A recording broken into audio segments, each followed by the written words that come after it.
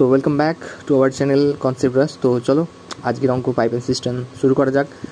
তো অঙ্কে বলেছে pipe A B C can fill a tank in 6 hour, 9 hour and 12 hour. তো প্রথমেই কাজ হচ্ছে এগুলোকে নিয়ে এলসিএম করা। এ বি সি কত? এ হচ্ছে 6 ঘন্টা, বি হচ্ছে 9, সি হচ্ছে 12।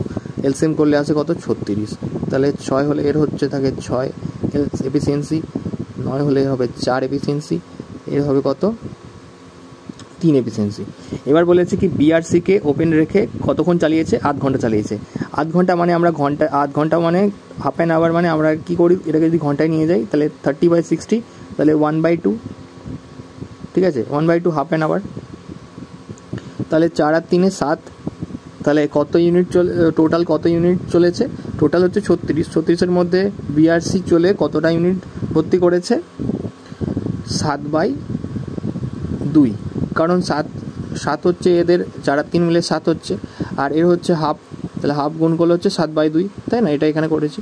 তো 7/2 36 থেকে বাদ দিলে কত থাকে? 36 মানে 72, 72 মাইনাস 7, 7 মানে হচ্ছে 65/2, 65/2। 65/2 হচ্ছে বাকি আছে, তাহলে এই অংশটা বাকি আছে। তাহলে বিআরসি ভর্তি করার পরও 65/2 অংশ এখনও বাকি আছে। এবার বলেছে দেন এ ইজ অলসো ওপেন, তারপর এ কে ওপেন করে দিয়েছে। বিসি তো করেছে কিছুক্ষণ আধ ঘন্টা, তারপর এ কে ওপেন করে দিয়েছে।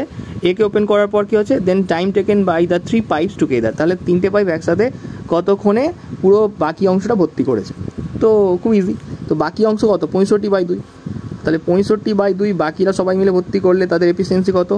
এর এফিসিয়েন্সি 6, বি এর এফিসিয়েন্সি হচ্ছে 65/2 কে বাকিরা ভর্তি করে, তাই তো? এর এফিসিয়েন্সি 6, বি এর এফিসিয়েন্সি হচ্ছে 4 হচ্ছে, আর সি এফিসিয়েন্সি হচ্ছে 3। তাহলে 3 হলো, তাহলে 6 4 10 আর 3